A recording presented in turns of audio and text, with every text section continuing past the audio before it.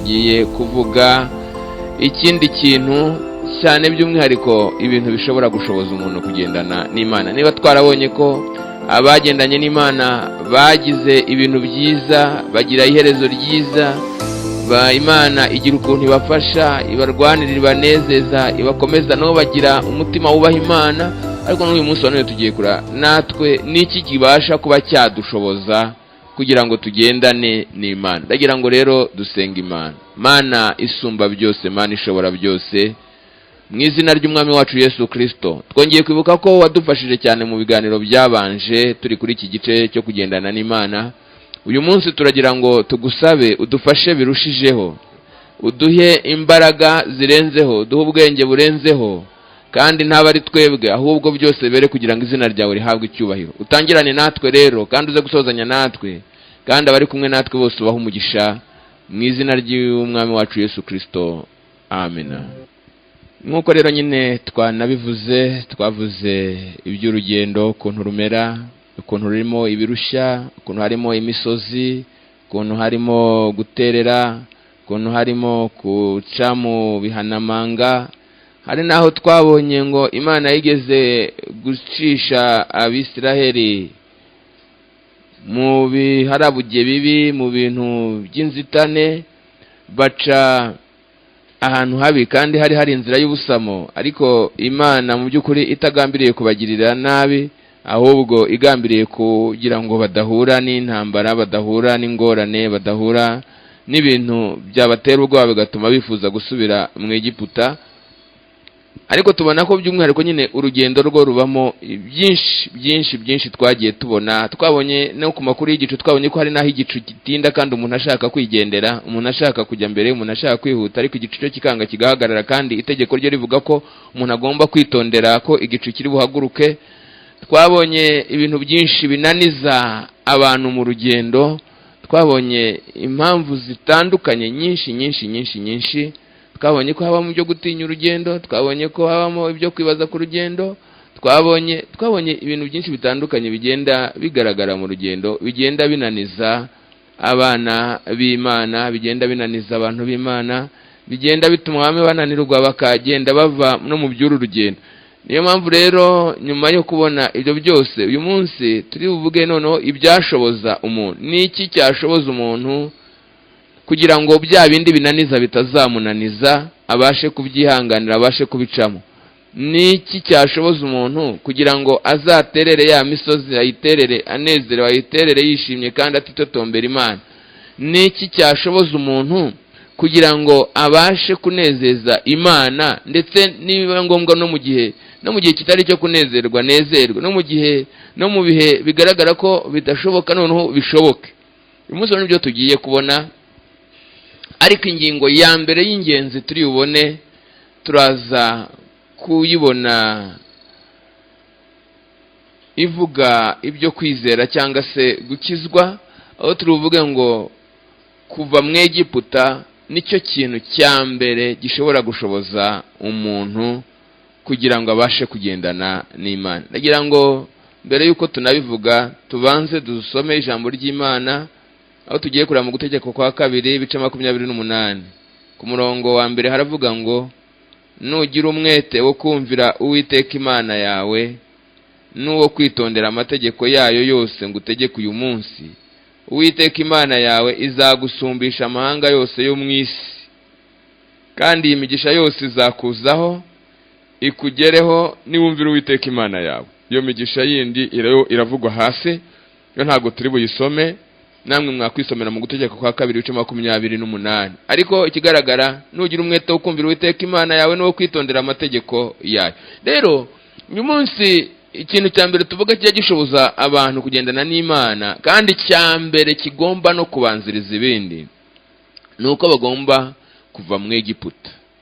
Bisobanura ngo nuko warahagurutse mu Egiputa, utakicaye mu Egiputa. Iyo tuvuze mu Egiputa tuba dushatse kuvuga, ntago duvuga noneho iri Egiputa yo mu isi Abisirayeli bahagurutsemo kera, ahubwo noneho turavuga Egiputa y'uburetwa bw'ibyaha. Babaga mu Egiputa kera Abisirayeli, babakoresha uburetwa bukomeye, bahura n'ingorane nyinshi. Ariko noneho uyu munsi turavuga Egiputa y'ibyaha, Egiputa y'ibyaha. Nuko rero ngo kuba waravuye mu Egiputa bisobanura ngo nukuba waravuye mu byaha, nuko waravuye mu byaha. Umuntu ukiri mu buretwa muri Egiputa akaba mu buretwa bw'ubusambanyi cyangwa ubusinzi cyangwa ubujura cyangwa ubugome cyangwa ubwicanyi n'ibindi, uwo ntashobora kugendana n'Imana.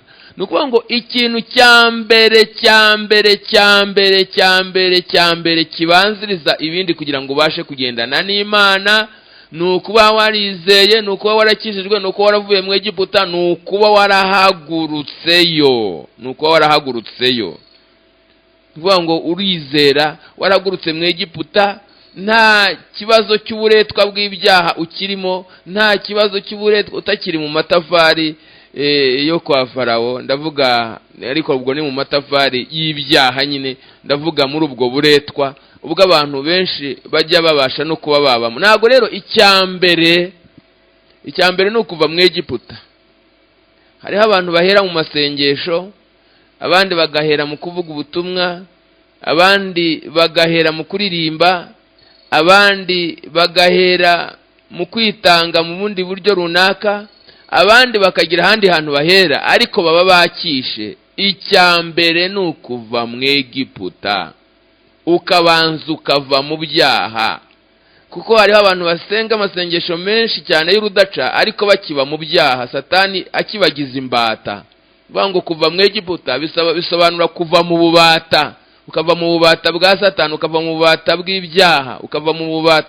Abantu hari abantu rero baba bakiri nko mu bubata, ariko ugasanga nanone ni abantu nabo basha kuvuga ko bagendana n'Imana, ariko burya ntago biba ari byo. Nuvuga ngo niyo waba uri mu nzu y'Imana, niyo waba uri imbere y'abandi, ariko ukiriba mu byaha ntago ugendana n'Imana. Ubu byiyitirira cyangwa abantu babikwiyitirira, ariko ntibishoboka ko umuntu utarava mu Egiputa ukiri mu bubata ashobora kugendana n'Imana. Waheburayo igice cya 11 ku murongo wa 6 baravuga ngo utizera, nubwo nyine umuntu utaravuye mu Egiputa, utarakijijwe, utizera ntibishoboka ko anezeza Imana, kuko uyegera akwiriye kwizera yuko iriho, kandi noneho akamenya ko igororera abayishaka. Abateye intambwe yo kuyishaka bagahaguruka mu Egiputa bakavayo. Cyo ni ikintu cya mbere kugira ngo umuntu abashe kugendana n'Imana, kinabanziriza ibindi byose. Ni ukuba umuntu yaravuye mu Egiputa. Umuntu ukiri mu Egiputa ntashobora kugendana n'Imana. Yewe muntu uracyasambana, yewe muntu urakiba, yewe muntu uracyarenganya, uracyica, uracyaroga, uracyakora ibintu, uracyasinda, uracyatukana, uracyarwana, ndashaka kukubwira ko ntushobora kugendana n'Imana niba ukiri muri ubwo buretwa, niba utarahaguruka aho ngaho muri ibyo ngibyo. Niba unabikora uba mu nzu y'Imana, ndashaka kukubwira ko nta Mana mugendana. Warayibeshye cyangwa baranayikubeshye, ariko njye ndashaka kukubwiza ukuri yuko igihe cyose ukiri mu Egiputa, ukiri mu bubata, ntushobora kugendana n'Imana. Ntabwo bishoboka ko wagendana n'Imana, kuko ugendana n'Imana ntubasha kuyinezeza. Uyinezeza ni uwitandukanije n'ibyaha, ni uwavuye mu bubata bw'ibyaha, ni uwavuye mu bubata bwa Satani, ni uwavuye mu Egiputa yo mu isangaha. Nubasha kugendana n'Imana. Icyo ni ikintu cya mbere kizagushoboza kugendana n'Imana. Nuvuga ngo kuba waratandukanye n'ibyaha, kuba warabivuyemo. Icya kabiri rero uvuga uyu munsi ni ikintu cyitwa guhinduka. Iyo tuvuze iri jambo ryo guhinduka, hari n'akandi twongeraho Pawulo yandikiye Abaroma ababwira ngo muhinduke rwose, mu bice 12 mu rwandiko yandikiye Abaroma. Uvuga ngo icya kabiri ni uguhinduka, ariko kandi ukagerekaho n'irindi jambo ryo guhindukira. Ni amagambo abiri arimo agendana, ni amagambo abiri ajyana. Hariho guhinduka, hakabaho no guhindukira. Kandi nituvuga guhinduka, turavuga n'ijambo ryo guhinduka rwose, kugira ngo umuntu ahinduke rwose, amareyo, aveyo, abicyaremwe gishya. Kuvuga ngo umuntu agomba kuba atandukanye na wa wundi wahoze mu Egiputa, na wa wundi wahoze mu byaha. Wahoze mu Egiputa yibera mu buzima bw'uburetwa, cyangwa se yabaga mu buzima bw'uburetwa. ariko uwavuyeyo ni ukuvuga ngo agomba no guhinduka. Ntago agomba kuza gusa, agomba kuza akaba mushya agahinduka. Ni ukuvuga ngo agatandukana na wundi wa kera wa kamere, wari mu butware bwa kamere. Kuko iyo umuntu akiri mu Egiputa y'ibyaha aba afite kamere y'ibyaha, aba yibera mu byaha, abasambana, abayiba, abayica, abasinda, abakora ibintu bibi byose, kandi akabikora abyumva rwose ari fieri yabyo cyangwa se anejejwe nabyo, akabikora afite n'imbaraga zo kubikora. Uwo ngo ni umuntu wabaga mu Egiputa utarahindutse. Ariko wavuye mu Egiputa arasabwa kugira ngo anahinduke. Ave mu Egiputa yego, ariko anahinduke. Kuko nudahinduka bizakugora, bizakurushya. Kuko ari abantu benshi bahagurukanye na Mose mu Egiputa, ariko baranga ntibahinduka. Abo bantu batahindutse bose uko bakabaye baguye mu butayu, kubera ko igihugu gishya cyagombaga kujyamo n'abantu bashya. Ntago umuntu ahaguruka uko yakabaye mu Egiputa ngo agende ajye kwikubita mu gihugu cy'isezerano, ntago bishoboka. Bizakugira ngo uhaguruke hanyuma nurangiza ariko unahinduke, ube mushya. Uvuga ngo umuntu ugifite umutima w'ubusambanyi ntashobora kugendana n'Imana. Umuntu ugifite umutima w'ubusinzi n'ubwicanyi n'ubugome n'ibyaha bitandukanye, ntago bishoboka ko yagendana n'Imana. Bizakugira ngo uhinduke. Ari abantu bahagurutse mu Egiputa hanyuma barangije, ariko bageze mu butayu nibo bakuriraga Abisiraheli akaga, bakaza bavuga bati nimuvuge ibi ngibi, bakagenda bitotomba. Iyo umuntu atahindutse ibintu byose bikora yitotomba. Araririmba ariko akaririmba yitotomba, arabwiriza ariko akabwiriza yitotomba, arayobora ariko akayobora, ibintu byose akaza bikora yitotomba. Kubera iki? Kubera ko nagaba yarahindutse. Ntago ibintu abikora anezerewe ngo akorere Imana anezerewe, kubera ko bataranahindutse. Bibiliya iravuga mu Baroma igice cya 8 ku murongo wa 8 ngo abari uri mu butware bwa kamere ntashobora kunezeza Imana, ntibishoboka. Umuntu ukiri rero muri bwa butware bw'ubusambanyi ntashobora kunezeza Imana. Ari abantu ba mu nsengero rego, ariko bakaba banasambana, bakora ibyaha by'uburyo butandukanye, kubera ko bari mu butware bwa kamere. Abo rero ntibashobora kunezeza Imana, ntibashobora no kugendana n'Imana. Baba barahagurutse mu Egiputa ariko bagahagurukamo nabi, bagahaguruka ariko ntibahinduke, bakagaragara mu bintu by'Imana mu nzira isa naho ari Imana, ariko mu by'ukuri akaba ari abantu bagomba kugwa mu butayu kubera ko batigeze bahinduka. Igihugu gishya kigomba kugirwamo n'abantu bashya. Iryo jambo rero rya kabiri twavuze ni iryo guhinduka. Ushobora kuba uri mu rusengero, ushobora kuba uririmba, ushobora kuba ubwiriza, ariko niba utarahindutse ntabwo ugendana n'Imana. Urabyibeshya cyangwa barabikubeshye, ariko ntushobora kugendana n'Imana. Irindi jambo ryuzuza iryo ngiryo ni uguhindukira. Urumva tuvuze ijambo ryo guhinduka, ariko hajeho n'irindi ryo guhindukira, kandi biruzuzanya. Ni ukuvuga ngo niba habayeho guhinduka ni byiza, ariko kandi reka habeho no guhindukira. Twarabibonye mu ntambwe zo kwihana cyangwa se mu ntambwe zo kugira ngo umuntu agere ku rugero rushyitse rwo kwizera no kugendana n'Imana. Twabonye ko umuntu abanza kwimenyaho ibibi. Urabanza ugatsindwa n'urubanza, wamara gutsindwa ukababazwa nabyo, ugashenjagurwa. Wamara gushenjagurwa umaze kubabazwa nabyo, noneho ukihana, ariko kandi nanone bikagusaba kugira ngo unahindukire. Ni ukuvuga ngo mu guhindukira ukitandukanya n'ibyo wahozemo. Hari igihe umuntu anahinduka kandi urumva ko ari byiza, bateye intambwe nziza, ariko ntahindukire. Uti si ibyo bintu bishoboka bite? Ibyo bintu bisobanura gute? Ibyo bintu bisobanurwa gute? Ushobora guhinduka ntugire n'umutima w'ibyaha rwose, ntugire n'imitima ya za kamere n'ibindi byose, ibyo byose bikavaho, ariko ukananirwa kwitandukanya. Ntuhindukire ngo uhite uva hahandi wari uri, ntuhindukire ngo utere umugongo aho wari uri. Icyo gihe rero kubera ko utahindukiye ngo witandukanye, hariho abantu batazi kwitandukanya, bibera mu isoko ry'imburamumaro. Hariho abantu batazi kwitandukanya, bibera mu babi, amaherezo nawe ba bantu bazaguhindura kubera ko ubutaragize kwitandukanya. None uvuga ngo no guhinduka ariko kandi ukanahindukira. Ntago wava mu businzi ngo uhore mu kabari uvuge ko utazongera gusinda, ntibishoboka. Ntago wava mu busambanyi ngo ugume mu ndaya ngo uvuge ko utazongera kuraya cyangwa se gukora iby'uburaya. Ntushobora, ntago ntibishoboka ko waba warahoze uri umwicanyi ugahinduka noneho ugakomeza ukagumana n'abicanyi ngo uzavuge ko utazongera kwica. Ntago bishoboka. Ni kuvuga rero ngo habaho guhinduka ariko kandi ukongeraho no guhindukira, ugahindukira ukava mu nzira wari urimo ukitandukanya. Hariho abantu batazi kwitandukanya, hariho abantu bahora bivanga gusa, bagahorana n'ababi, bagahora mu babi. Namwe nta mahirwe mufite yo kuzagendana n'Imana, kandi mwari mwateye intambwe nziza yo guhinduka.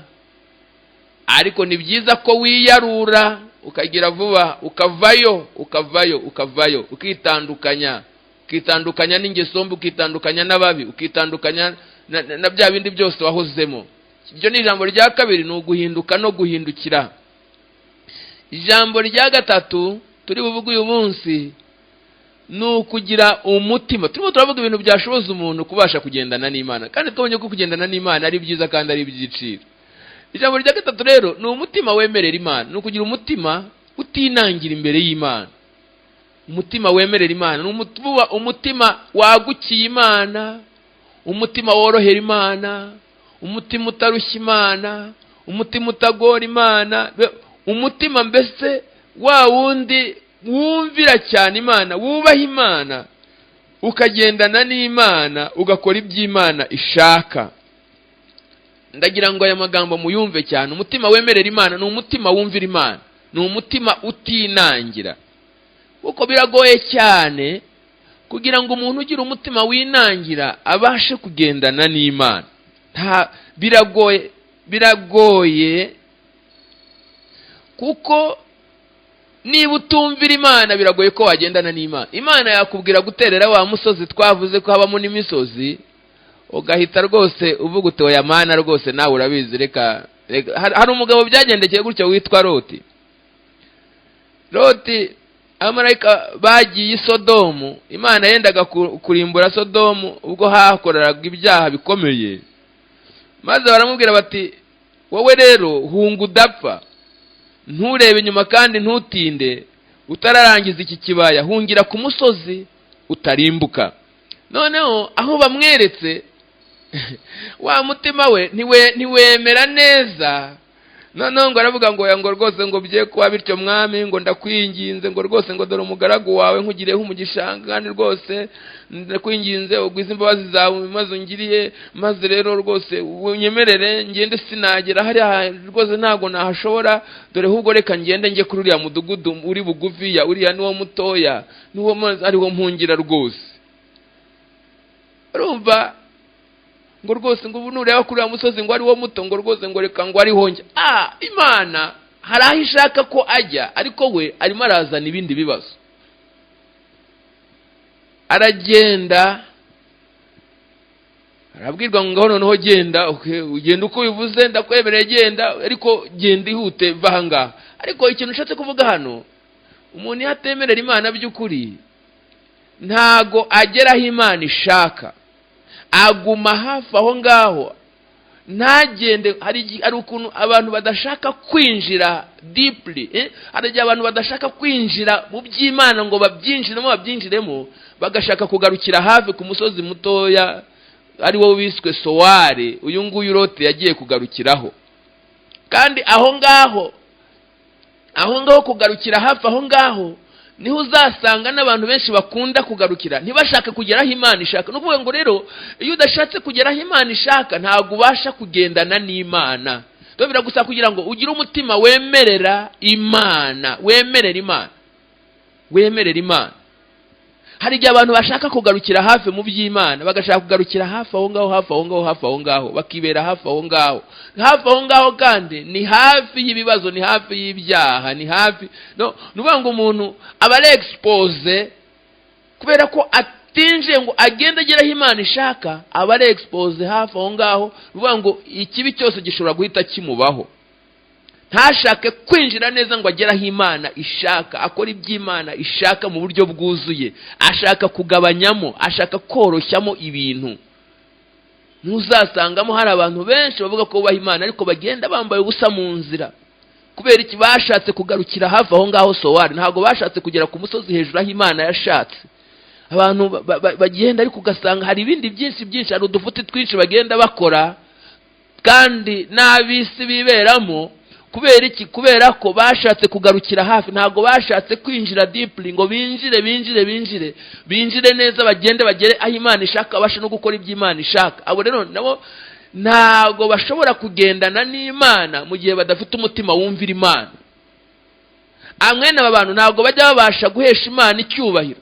Uyu nguyu Loti muzi ibintu byamubayeho byakurikiyeho nyuma y'ahangaho yo kujya Sowari, yanze kujyaho yategetswe kujya, yanze kugerayo kubera wa mutima winangira utumvira neza, uba ushaka kugabanyaho. Icyakurikiyeho nuko abakobwa be abe yibyariye mu nda ye bamufashe bakamusindisha, bamara kumusindisha bakaryamana nawe, bakamwakuranwa, umwe akajyaho umunsi undi akajya hejo, barangiza bakabyarana, akabatera amada kandi ari abakobwa be. Kubera iki? Kubera aka kaga kabayeho niwe wakizaniye. Ni amahano aya ngaya, aya ni amahano yabayeho. Ariko yose akuruwe n'iki? Yose akuruwe nuko yanze kugeraho Imana ishaka. Kubera iki? Ntabwo umutima we wemerera Imana neza, ntabwo wagukiye Imana, ntabwo worohera Imana. Hari abantu bagira imitima itorohera Imana, hari abantu bagira imitima inanye. Imana yababwira ngo nimugire gutya, reka dabati ahubwo turagira gutya. Imana yababwira ngo nimuca, ngo ahubwo ngo turacahanga. Imana yababwira ngo nimugenze gutya, Imana yababwira ngo nimugera ahangaha, bati ahubwo turagarukiramo hariya hagati. Bakitanga igice. Mwene aba bantu ntabwo bishoboka ko bashobora kugendana n'Imana, kuko turimo turavuga ibintu byashoboza abantu kugendana n'Imana. Rero nukuba kugira ngo ugende n'Imana biragusa kugira ngo ugire umutima wemerera Imana, umutima wagukiye Imana, umutima worohera Imana, umutima utagora Imana. Hari abantu baho mu buzima bagora Imana bagora Imana. Imana ikazababwira ngo nimuca, bate turacaha ahubwo. Rwose nawe urabibona. Imana ikababwira ati nimugire rwose, urabona ko reka tugire gutya. Ntibashake kugeza aho Imana ishaka, ntibanange yego, ariko ugasanga bafite ukuntu banangiramo. Uretse ko hari naho n'abanangira, abo banangira bo birumvikana nyine ko badashobora kugendana n'Imana, byo biranumvikana umuntu atiriwe anabyigisha. Rero ndagira ngo nkubwire ngo niba ushaka kugendana n'Imana, oroshya umutima wawe imbere y'Imana, umvira Imana, wumva ikikubwira, wumva ijambo ryayo, ukora ibyo igutegetse, ugeza aho ishaka ko ugeza. Kora iby'Imana ishaka, nibwo uzagendana n'Imana. Burya Aburahamu yagize umutima wumvira Imana kuko yemeye guhaguruka muri Uriya Bakarudaya, kandi Imana ikamuhagurutsa nta bindi bintu bindi yari azi byinshi, uretse gusa ko Imana yari ivuganye nawe. Arahaguruka, aremera, aragenda. Yumvira Imana. Imana itugirire neza. Rero usaba umutima wemerera Imana kugira ngo ugendane n'Imana. Usaba umutima wumvira Imana kugira ngo ugendane n'Imana. Usaba umutima utagora Imana, utarushya Imana, niba ushaka kugendana n'Imana by'ukuri. Iryo ryari ijambo rya gatatu twavugaga, kugira ngo ubashe kugendana n'Imana. Ubwa mbere twavuze ko umuntu agomba kuva mu Egiputa. Ubwa kabiri tuvuga ko umuntu agomba guhinduka akanahindukira. Ubwa gatatu tuvuze iby'umutima wemerera Imana, wumvira Imana. Ijambo rya kane turuvuge kuri uyu munsi ni ukwemera kugira ibyo uhomba. Ni ukuvuga ngo ni ukwemera guhomba. Kwemera guhomba bisobanura iki? Kwemera guhomba ni ukuvuga ngo ndashaka kuvuga ko umuntu utemera kugira ibyo ahomba adashobora kugendana n'Imana habe na gatoya. Kuko byanga bikunda, nushaka kugendana n'Imana hari ibyo uzashaka itazagukundira bimwe, hari ibyo uzashaka kujyamo Imana ijambo ryawe ritazakwemerera, hari ibyo uzashaka gukora Imana itazigera ikwemerera, hari ibyo uzashaka kugera Imana itazigera ishaka ko hari ibyo uzigomwa, hari ibyo uzareka, hari ibyo uzahomba kugira ngo ubashe kugendana n'Imana. Rero umuntu utajya wemera kugira ibyo ahomba ntibishoboka ko yagendana n'Imana, ntabwo bishoboka habe na gatoya.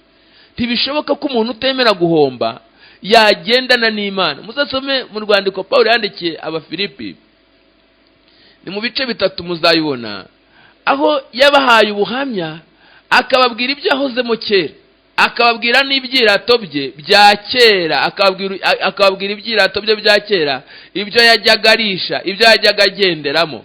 Ubwo yababwiraga ati ngewe kera ubungubu ko mundeba nari umuntu wirataga ibyo gukebwa, nari umuntu wirataga ubwoko bw'Abisirayeli, nari umuntu wajyaga wirata iby'umuryango kuko navuga mu muryango wa Benyamini, nari umuntu wajyaga wirata ubwene gihugu bwanjye kuko ndi umuheburayo, nari umuntu wajyaga wirata iby'idini y'Ubufarisayo kuko ndi umufarisayo kubw'amategeko, nari umuntu wajyaga wirata n'ishyaka n'uburyo ndetse iryo shyaka ryatuma ndenganya itorero ndetse n'ibindi bintu. Ati nari n'umuntu w'inyangamugayo, ibyo byose nibyo najyaga ndisha, nibyo najyaga ngendaho, nibyo najyaga mpagararaho, nibyo byari ibyirato byanjye. Ariko hasi navuga ngo nyamara ibyarindamu yanjye ngo nabitekereje ko ari igihombo ku bwa Kristo, ngo ndetse n'ibintu byose mbitekereza ko ari igihombo kubw'ubutunzi butagira akagero, ngo ari bwo kumenya Kristo, ngo kubwo nahombye ibyanjye byose. Urumva ngo ndetse ngo niyo mbitekereze ngo mbitekereza ko ari amase, ngo ariko kugira ngo ndonke ubundi butunzi budaherahezwa butagira akagero, ngo ari bwo kuronka Kristo, ngo ariko kubwo nahombye ibyanjye byose byose. Rero umuntu utemera kugira ibyo ahomba ntabwo bishoboka ko yagendana n'Imana. Nshuti mukuru, niba ushaka kugendana n'Imana urasabwa kugira ibyo uhomba. Urasabwa kugira ibyo uhomba, uhombe, wemere ubihombe. Niba wakundaga akayoga kandi gatuma usinda ukajya mu byaha, biragusaba kugira ngo wemere ugahombe nubwo kakuryohera. Ariko igihe cyose ukikagundiriye, hari abantu bazi kugundira cyane. Rero igihe cyose ukikagundiriye ntabwo ushobora kugendana n'Imana uba mu kabari. Ntabwo waba utuye mu kabari ngo ugendane n'Imana, ntabwo bishoboka rwose habe na gatoya. Ntabwo bishoboka. Biba biragusaba kugira ngo ugire ibyo uhomba, wemere kugahomba, wemere kugahomba. Birashoboka ko ufite inshuti zigukurira mu byaha, uzi ko wakwemera ukazihombaho kugira ngo zikubuze kugendana n'Imana. Uzi ko biragusaba kugira ngo ugire ibyo uhomba, ugire ibyo uhomba kugira ngo ubashe kugendana n'Imana. Hari ibintu bijya bibaho bisa naho ari byiza mu buzima ariko bishyira abantu kure y'Imana. Ibyo rero nibyo umuntu asabwa guhomba, bisabwa guhomba. Niba ukigundiriye ubusambanyi ukanga kubuhomba, ntushobora kugendana n'Imana. Niba ukigundiriye ubusinzi nk'uko twabivuze ukanga kuvayo, ukanga kuva mu kabari, ntushobora kugendana n'Imana. Niba ukiri umuntu ugundiriye ukagundira ibyo uzi bibi byose kandi bikubuza kunezeza Imana, ntushobora kugendana n'Imana igihe cyose ukibigundiriye. Biragusaba kugira ngo wemere kugira ibyo uhomba.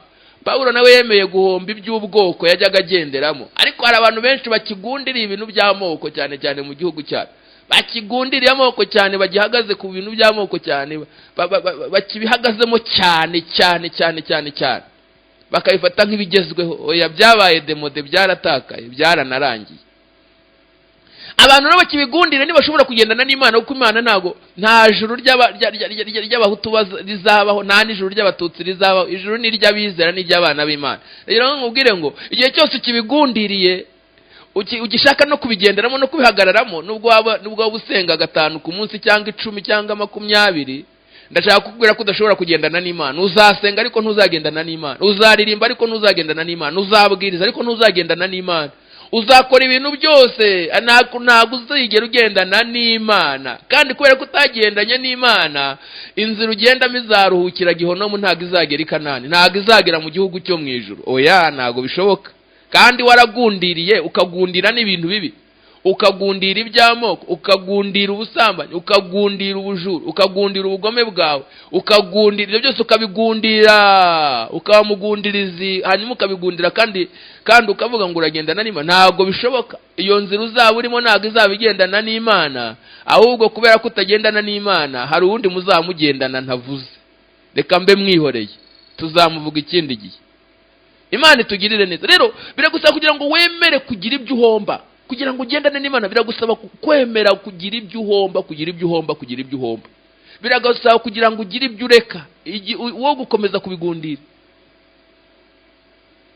Niba ugundiriye ikintu cyose kikujyana mu byaha uyu munsi wa none, ndagira ngo ngwire ko udashobora kugendana n'Imana.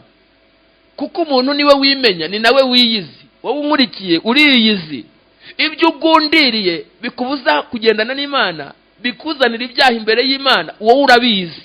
Ibyo rero ugundiriye niba utabirekuye ngo wemere kubihomba, ntushobora kugendana n'Imana. Kandi kubera ko utagendana n'Imana uzanarimbuka. Ko abantu batagendana n'Imana, niba koko n'iherezo ryabo rizaza bataragendana n'Imana ngo babe bari kumwe nayo. Kubera ko amaherezo hari aho umuntu azasangwa, hari aho Kristo azaza akadusanga niba agarutse tukiriho, hari naho urupfu ruzagusanga, urwo rwongera ngo ntago warutangira. Ariko ngiye icyo nshaka kubwira uyu munsi wa none ni ukugira kure kuri ibyo bintu, aho kugira ngo ukomeze ubigundire kandi bizakubuza ubugingo. Rero biragusaba kugira ibyo uhomba, emera ubihombe. Niyo byaba bikuzanira amafaranga ariko ubona ko biza mu manyanga, biza niyo byaba bishaka hari abantu bajya banga kugira guhomba abantu kandi babatwara mu byaha, akanga kubahomba, cyane cyane biba mu basore n'abakobwa.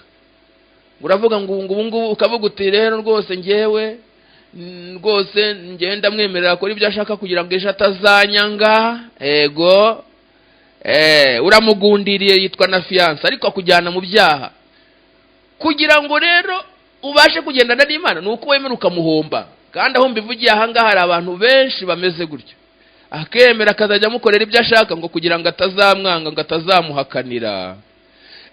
Arakujyana kure y'Imana, kandi hari n'igihe wenda azanakureka, kandi noneho n'Imana ntiwayigezeho, ntiwayibonye, kandi nawe ubwe nawe uzanamubure. Ariko rero ndagira ngo mbwire ngo we kugundira ikintu cyose kigutandukanya n'Imana, ntukigundire, kireke kiveho, gite kure. Imana itugirire neza. Niba utemera kugira ibyo uhomba, ntushobora kugendana n'Imana. Ntushobora. Imana yaguhamagaye kuyikorera. Ni urugero, ushobora kugira ibyo ugundira wenda bitari n'ibyaha rimwe na rimwe, ariko byanga bikunda wenda n'umuhamagaro wawe ukagusaba kugira ibyo wavamo, watera n'umugongo. Reka nguhe urugero. Kuri stade hari umupira mwiza, ariko no ku rusengero hari igiterane ugomba kubwirizamo, kandi agapira wenda uragakunda. Biragusaba kugira ngo uhombe agapira kugira ngo ubashe kugendana n'Imana, kuko aho Imana igushaka ni hehe. Ntago Imana yagushaka mu mupira kurusha uko yagushaka mu giterane. Ntibishoboka. No, biragusaba kugira ngo wemere kugira ibyo uhomba. Niba utemeye kubihomba, ntushobora kugendana n'Imana. Kuko burya habaho ibyaha tuzi bisanzwe, hakabaho n'ibindi byaha byo mu murimo. Burya ubukoze icyaha cyo mu murimo, igihe cyose wirengagije iby'umurimo w'Imana ukabitera umugongo, Imana itugirire neza. Ariko simvuze ko kujya muri stade ari icyaha, ariko noneho niba hari umurimo w'Imana ugomba gukora, hanyuma noneho ukawushimbuje kujya muri biriya, ntekereza ko udashobora. Imana ntabwo ishobora kongera kukunezerwa, kuko ntabwo urimo kugendana nayo, wanze guhomba. Rero kugira ngo ugendane n'Imana ubashe kuyinezeza kandi baje kukunezererwa, kuko ugendana n'Imana agomba kuyinezeza, biragusaba kugira ibyo uhomba. Hari abantu benshi bananiwe gukizwa kubera kasigara n'utundi tuntu, kubera ko adashobora kureka agatabi, kubera ko adashobora kureka akamogi, kubera ko adashobora kureka kuva mu businzi, kubera ko adashobora kureka runaka kandi wenda bakorana ibyaha runaka.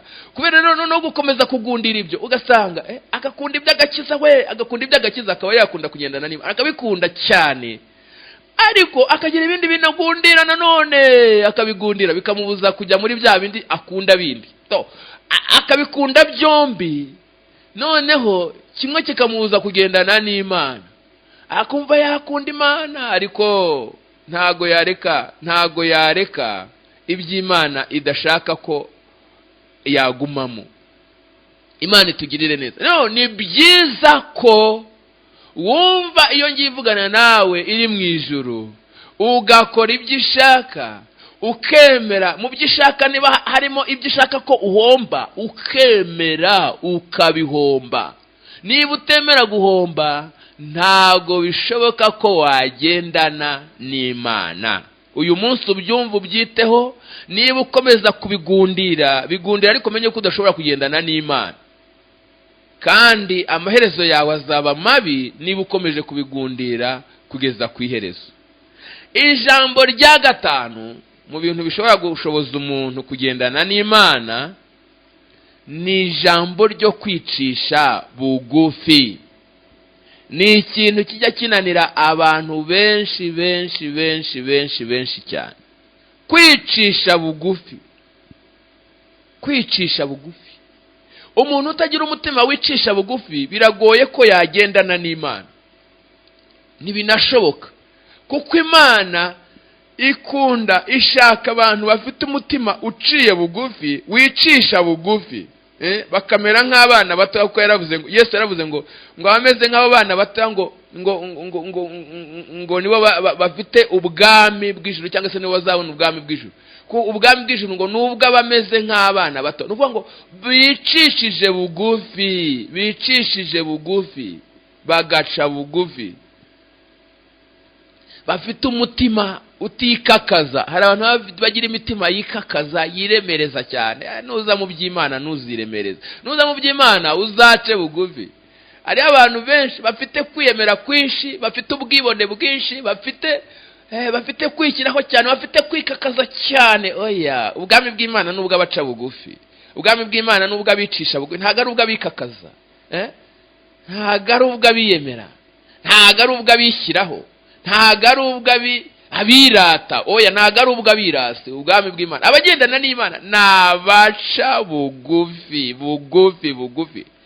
Hari n'abantu baba baragendanye n'Imana, ariko igihe kikazagera wenda kubera ibyiza babonye, ugasanga batangiye kwishyira hejuru no kwikakaza no kwiremereza baragendanaga n'Imana, ariko noneho kubera izo mpamvu ntago bazakomeza kugendana n'Imana. Oya, bazakomeza bahagarare mu cyubahiro gusa, ariko kitarimo kugendana n'Imana. Kubera iki? Kubera ko ntago bagifite kwicisha bugufi nk'uko bahoranye kera. Bagendanaga n'Imana wicisha bugufi, ariko se uyu munsi none hari igihe abantu batakicisha bugufi, barishyize hejuru, barikakaje, bariremereje, barigize ibihanganye. Ntago ubwami bw'Imana ari ubwo kwigira igihanganye, ahubwo ubwami bw'Imana ni ubwo kwicisha bugufi, ukicisha bugufi. Bibiliya ijambo ry'Imana mu Migani 22 ku murongo wa 4 haravuga ngo wicisha bugufi ngo akubaho Uwiteka, ingororano ye ni ubukire n'icyubahiro n'ubugingo. Ariko reka dusoreze kuri iryo jambo ry'ubugingo, kuri iki gice cyo kwicisha bugufi. Ni ukuvuga ngo niba ingororano y'umuntu wicisha bugufi harimo ubugingo, ubwo noneho undi uticisha bugufi we ubwo bugingo ntabwo afite. Yakwirata ubugingo ariko akabwira atabufite atazanabubona, kubera ko adafite kwicisha bugufi. Mu Migani 18 ku murongo wa 12 haranditse ngo kwishyira hejuru k'umutima uko kubanziriza kurimbuka. Iyo umuntu yatangiye kwishyira hejuru, burya bari hakurura ikintu cyitwa kurimbuka. N'ubwo kandi umuntu urimbuka ni umuntu utakigendana n'Imana. Ntabwo umuntu ugendana n'Imana yarimbuka, oya. Ariko ngo kwishyira hejuru k'umutima, ubwo abantu bafite imitima y'ubwibone yishyira hejuru, ngo barimo barakurura ikintu cyitwa kurimbuka. Ngo kwishyira hejuru k'umutima kubanziriza kurimbuka, ngo kandi kwicisha bugufi ko ngo kubanziriza guhabwa icyubahiro. Ubwami bw'Imana rero nubwo abicisha bugufi, nubwo abaca bugufi, ntago ari ubwo abikakaza. Imana itugirire neza. Ndagira ngo ubyiteho iby'aya magambo kuri uyu munsi. Ni ubutumwa bwiza, kandi ni ubutumwa bwiza bweruye bw'ukuri. Uwicisha bugufi uwo nguwo azaraga ubugingo, ariko uwishyira hejuru, umutima ukishyira hejuru, uwo nguwo arimo arakurura kurimbuka. kwishyira hejuru k'umutima kubanziriza kurimbuka. Nushaka abantu kugira ngo uzabashe kugendana n'Imana biragusaba kugira umutima wicishije bugufi, kwicisha bugufi. Imana itugirire neza. Iryo ni ijambo rya gatanu tuvuze. Ijambo rya gatandatu turavuga amagambo 7 yonyine gusa kugira ngo ubashe kugendana n'Imana, kuko turimo turavuga ibyashoboza umuntu kugendana n'Imana. Ijambo rya gatandatu ni ijambo ryitwa kwihangana. Ijambo ryitwa kwihangana. Ntago byakorohera umuntu utafite kwihangana muri we kugendana n'Imana, kuko twavuze ngo mukuru urwo rugendo harimo imisozi, mu kuyiterera bisaba kwihangana. Harimo ibihanamanga, harimo imanga, kuzimanuka bisaba kwihangana. Hari aho uzaca uce mu muriro, wa mugani kuko biravuze ngo ntuca mu muriro, bigusaba kwihangana. Guca muri iyo nzira nibirimo biragusaba kwihangana. Nuterera biruhanya biragusaba kwihangana. Byanga bikunda, ntago nkunda kuvuga kandi nkunda kubisubiramo kenshi cyane gashoboka. Nta nari mu isi zigera iba ijuru. Isi uzayicamo nk'uri mu isi, hari ibyo uzahura nabyo bizagusaba kwihangana. Uko nitugera mu ijuru ntago tuzatukihangana, kuko ntabyo kwihanganira bizaba bikiriyo. Ariko mu isi harimo ibyo kwihanganira tugomba gucamo. Rero biragoye ko umuntu utihangana ashobora kugendana n'Imana. Biragusaba kwihangana. Biragusaba kwihangana cyane cyane ko tugeze no muri bya bihe Paulo yavuze yahanuye muri Timoteyo 2:3. Avuga ngo iminsi y'imperuka azaba ari ibihe birushya. Tugeze mu bihe birushya. Abantu bafite ibibazo bikomeye, abantu bafite ingorane zikomeye, indwara zikomeye, ibyorezo byaje, ibibazo byaje mu bantu, abantu bagenda bagakena bakagira izindi ngorane zikomeye, ubushomeri n'ibindi byinshi abantu bisaba kwihangana. Umuntu utihangana biragoye kugira ngo abashe kugendana n'Imana. Ntibinashoboka. Mwagendana mu kibaya mugacyamika mugatambika, ariko mwagera hatera ugahita ubwira Imana uti bye bye, igicu ngayikomereza. Ariko biragusaba kugira ngo wihangane, kugira ngo uzaterere iyo misozi, kugira ngo uzaterere umusozi w'ubupfakazi biragusaba kwihangana, kugira ngo uzaterere umusozi w'ubukene biragusaba kwihangana, kugira ngo uzaterere umusozi wo kuvugwa biragusaba kwihangana, kugira ngo uzaterere umusozi wo kurwanywa biragusaba kwihangana, kugira ngo uzaterere umusozi w'uburwayi biragusaba kwihangana, kugira ngo uzaterere umusozi ya misozi abantu benshi bacaho yo gutegereza amasezerano biragusaba kwihangana. Umuntu utihangana biragoye ko yagendana n'Imana. Ntago bishoboka, byanagoye cyane, ntago binashoboka. Rero biragusaba kwihangana. Iryo ni ijambo rya gatandatu. Ijambo rya karindwi ari naryo tugiye kurangirizaho kugira ngo ubashe kugendana n'Imana. Hari n'andi menshi wenda y'ingenzi, ariko ay'ingenzi 7 nayo ngayo ya mbere kugira ngo ubashe kugendana n'Imana. Nukugenda wibuka imirimo n'ibitangaza by'Imana. Kwibuka imirimo, ukibuka ibitangaza by'Imana, ukibuka imirimo y'Imana. Ibyo ngibyo nabyo bigushoboza kugira ngo ubashe kugendana n'Imana. Kuko mu buzima hari ibyo Imana iba yaragiye gukorera. Hari aho Imana ikugejeje uyu munsi wa none ntago wahahoze, kandi imbere hari ibindi uzahura nabyo. Kugira ngo uzabashe kubyicamo no kugihagararamo neza, ni wibuka imirimo n'ibitangaza, ukibuka iby'Imana yakoze igihe cyatambutse, uzavuga uti noneho no muri ibi ngibi Imana izandinda. Kubera iki? Kubera ko uzaba ufite kwibuka. Hari abantu benshi bibagirwa, bakibagirwa Imana, bakibagirwa imirimo y'Imana. Hari abantu benshi bajya bibagirwa aho Imana yabakuye. Hari abantu benshi bajya bibagirwa imirimo Imana yabakoreye. Hari abantu benshi bajya bibagirwa aho Imana yabatambukije. Hari abantu benshi bajya bibagirwa bakabyirengagiza. Ariko kwibuka imirimo y'Imana bijya bituma ubasha no gutambuka n'ahandi yewe utari gutambuka, ariko kubwo kwibuka imirimo y'Imana ukahatambuka. Burya nta kindi cyatumye Dawidi ajya kurwana na Goliyati abandi bose baratinye, abakuru baratinye, abasirikare bakomeye baratinye. Ariko Dawidi yaje kwibuka. yibuka imirimo Imana yakoranye nawe kera, kuko ngo yagiye kwa Sawuli bagiye kumubwira ko ari ashaka kujya kurwana na Goliyati, ngo akimukubita amaso ngo aramwitegereza, ngo aravuga ati nari nagize ngo ni nabandi, none ni wowe wagahunguwe wagasorewe, ngo uri umusore w'umugenda, uriya mugabo Goliyati ni umugabo umenyereye intambara, yarwanye intambara nyinshi, none we wajya guhangana nawe gute? Aravuga ati ariko ngenda ngiye kurwana nawe. Undi aravuga ati rwose wa muhungu we, rwose ntago byashoboka, ntago washobora gutera uriya Mufilisitiya ngo umurwanye, ngo kuko dore uri umusore w'umugenda, ngo kandi we dore n'umugabo umenyereye kurwana uhereye mu busore bwe. Ariko Dawidi agakomeza akamubwira, ariko rero njyewe noneho reka mbanze nguhe ubuhamya, kuko yakomezaga kumubuza, aramubwira ngo reka nguhe ubuhamya. Aramubwira ngo kera ngo naragiraga intama za data, ngiyo zajyaga ziterwa n'intare cyangwa idubu ngo zigakura umwana w'intama mu mukumbi, ngo narahubukaga nkayikubita nkayiyambura mu kanwa kayo, ngo yakwibeshya ngo ikamvumbukana, ngo nkayicakira akanwa nkayivutagura ubundi nkayica. Ati ubwo rubwo umugaragu wawe yishe intare n'idubu, uwo Mufilisitiya utarakebwe nawe agomba gupfa nk'imwe muri zo, kuko yihaye gusuzugura ingabo z'Imana ihoraho. Urumva ikintu gitumye avuga ati reka nguhe ubuhamya, ati kera nagiraga intama za data, nishe intare nica idubu, ntago urumva yibutse iby'Imana yakoranye nawe. Aravuga ati rero niyo Mana, kuko hasi namubwiye ngo Uwiteka wabanaga nanjye, wandokoye mu nzara z'intare n'idubu, ngo azanyiza no mu maboko y'uwo Mufilisitiya, muri Samweli wa 2:12. Imana yabanaga nanjye nkica intare nkica idubu, n'uyu munsi wa none iracyari ya yindi, ntiyigeze ihinduka, iracyari ya yindi. Iyantambukije hahandi igomba no kuntambutsa n'ahangaha. Iyakoze bya bindi niyo yiteguye no gukora ibigiye gukurikiraho.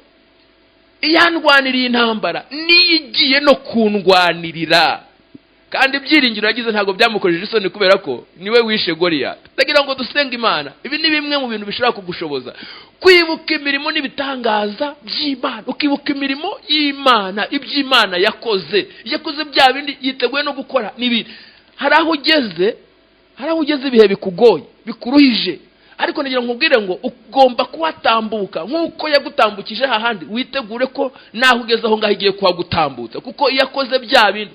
Ni Imana idahinduka, iracyari ya yindi, imbaraga zawe ziracyari za zindi, ubutware bwayo buracyari bwa bundi, ubushobozi bwayo buracyari bwa bundi. Kwa kundi yategetse bikaba, ni nako yiteguye gutegeka. Ndagira ngo dusenge Imana. Ibyo ni bimwe mu bintu byagushoboza kugendana n'Imana nkuko twabivugaga. Rero ndagira ngo uyu munsi wa none dukomeze duhugukire cyane kwivuza ndetse no gushyira mu bikorwa kugendana n'Imana. Uyu munsi twavuze ibyagushoboza, tuzakomeza n'undi munsi, ariko uyu munsi duhinira ahangaha maze dusenga Imana. Ese wowe ibyo byose tuvuze urabifite?